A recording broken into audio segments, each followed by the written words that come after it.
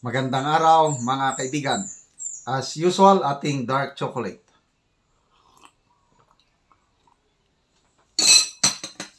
Okay, mayroon pa tayong available stock. Mga gustong makatikim nitong napakasustansya, napakasarap na dark chocolate, dito kayo mag-order. Okay, gusto kong magbigay ng reaksyon doon sa pahayag ni Atty. Harry Roque sa kanyang vlog kahapon. Yung idea niya is ang punot dulo sa pagkawasak ng relasyon ng Marcos Duterte. Ang punot dulo bakit ang unity team alanganin na ay si Speaker Martin Romualdez. Yun ang sinasabi niya. So, dalawang beses na sabi ni Atty. Roque na may palpak na sinimula ni Speaker Romualdez. Kailang nung nagsalita ang Pangulo, pinatigil. Ano yung una? Yung impeachment ni VP Sara. Diba? Napakainit na issue yun noon.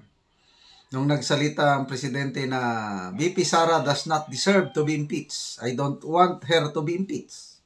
O, di tumigil ang mga kasamahan ni Speaker Romualdez. Yan. Number one. Kasi very divisive kung i-impeach nila si VP Sara.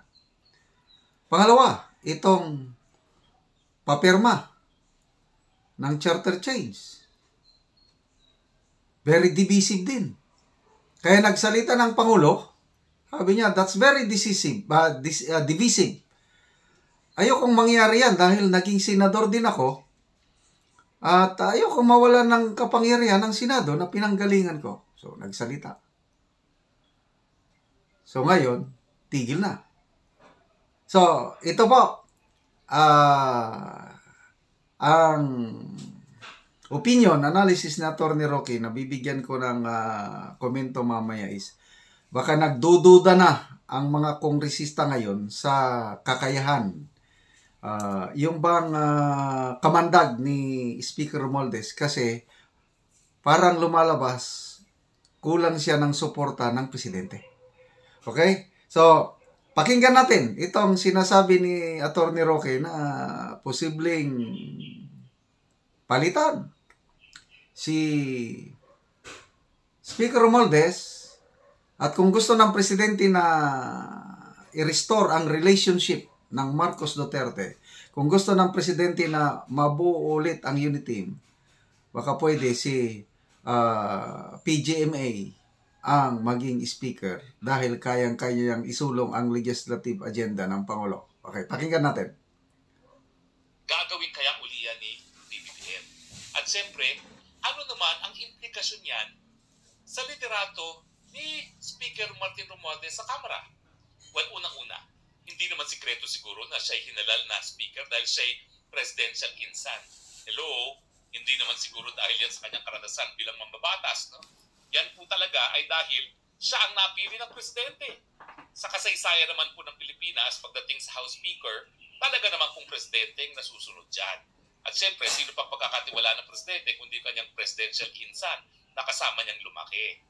So, ano ngayon ang iisipin ng mga kongresista na sa pangalawang pagkakataon, parang binaliwala ng presidente ang ninanais ni Speaker Romualdez? Ako talaga, kung hindi siya nagsalita na itigil ang impeachment kay Inday Sara, alam ko itutuloy ni Speaker. At kung hindi talaga sinabi ni Presidente itigil yung pirma initiative na yan, itutuloy pa rin nila yan. So anong nasa isipan ngayon ng mga mambabatas? Abay baka hindi sapat na presidential insan si Speaker Romualdez. Baka maski siya ay presidential pinsan, kapag nalaman ng presidente na magkakagulo dahil sa mga inisyatibo ni House Speaker, hindi siya susuportahan ng presidente. Ano ibig sabihin yun? Baka isipin nila, teka. Baka hindi totoo na dapat ko siyang suportahan bilang speaker dahil may suporta siya ng presidente. Dahil ngayon, nakita natin sa pangalawang pagkakataon, gustong-gusto niyang gawin itong pirma, yung bribery initiative, tinutulan ng ating presidente. So ang papasok sa isipan nila, baka naman si presidente merong ibang kailangan na speaker. bukod dun sa kanyang presidential insan. Dahil 2 beses niya pinaliktad ang kagustuhan ng kanyang presidential insan. Isang bersyon niya. Baka mag-isip sila na baka naman may iba pang mga kongresista ang pwedeng magsulong ng agenda ni Presidente PBBM na hindi rin magiging dahilan para mag-awatak-watak. Mantakin yun. Tapatan lang dahil naman kay Speaker, mukhang nawasak na ang unit team. Anong sabi ni Presidential Special ni SAP, Amy Marcos, super ate ni Presidente? Talagang nagtampo sa kanya si House Speaker dahil kinampihan niya ang mga Duterte. Dahil galit nga si Speaker sa mga Duterte. Ano ibig sabihin yan? Malinaw na nagsimula doon sa hidwaan sa panig ng Marcos at Duterte, si House Speaker din.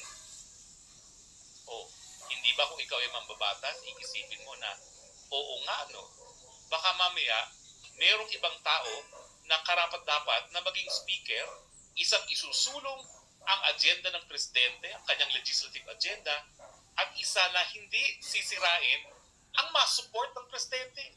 Alam naman natin ang masupport ng mga Marcos kasama ng mga Duterte. Bakit pag-aawayin? Pag hinati mo yan, hindi ko lang alam kung yung resulta ng ng eleksyon na mas maraming boto si Inday Sara Duterte kaysa kay PBBM ay reflective doon sa suporta sa buong taong bayan. Sa tingin ko ngayon, mas marami pa rin ang suporta ngayon ni Inday Sara. Bakit? Ay nako, sa ayaw maniwala ninyo, talagang yung mga Rosa, yung mga nagrubredo, Sara, ay supporters pa rin ni Sara. Ibig sabihin, pati doon sa kabilang kampo na Dilawan, merong supporters si Inday Sara, yung mga Rosa. So pag pinagsama-sama po yan, bukod pa doon sa mga loyalist ng Duterte, abay, mas malakas po talaga ang puwersa ng Sara Duterte.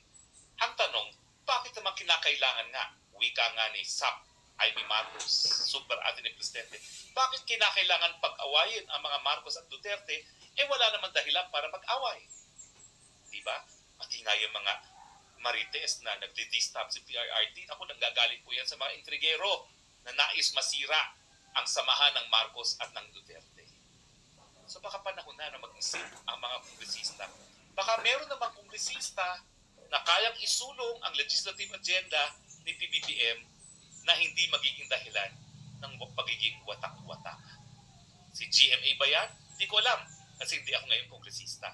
Pero kung ako ngayon ang kongresista, at tingin ko, mas nakukonvince ako na dapat bumalik ako sa Kongreso para naman magkaroon ng boses ang mga puwersa natin sa Kongreso. Pantakin mo ang mga nangyayari sa... Okay, so yun po. I totally agree na sayang itong unity team eh. Ang lakas nung una, ang ganda ng simula, buwelo ba? Kala ko tuloy-tuloy yun eh. Diba? May panahon noon na sabi ng Pangulo, best friend forever niya si BP Inday Sara. So ano ngayon? Wala na, medyo malamig na yung relasyon dahil sa mga ginagawa ni Speaker Romualdez. So, nasa Pangulo na ito, mabait kasi ang Pangulo eh. Kaya lang, pagdating ng panahon, sana he will do the right thing na kung may mangyari pang ganito, siguro sa pangatlong pagkakataon na mayroon pang initiative ni Speaker Romualdez na gagawa na naman ng initiative na magkakagulo. Baka panahon na ang Pangulo at ang mga kongresista, ito importante mga kongresista, na mag-isip na baka may kailangang leader sa House na mas united ang approach, hindi yung magkawatak-watak. Kasi nga, very divisive. Mismong Pangulo nagsabi na very divisive. Magkawatak-watak ang sambayan ng Pilipino kung ituloy yung perma o tsa-tsa. Bakit naisipan ni Speaker Romualdez yan? Well, ang sinasabi nila is parang political ambition, political objective para maging Prime Minister. So, to a point na mawawala ng kapangyarihan ang Senado.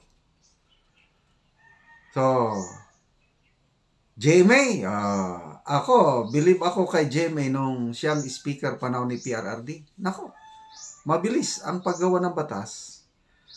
Wala namang ganitong kaguluhang politika panahon ni PRRD. Wala akong maalala eh. Yun lang, yung Marawi Seeds, man-made disaster yun, Marawi Seeds, at saka COVID-19, natural disaster. Yun lang ang mga problema natin panahon ni PRRD. But political instability, kagaya nito, wala. So, to me,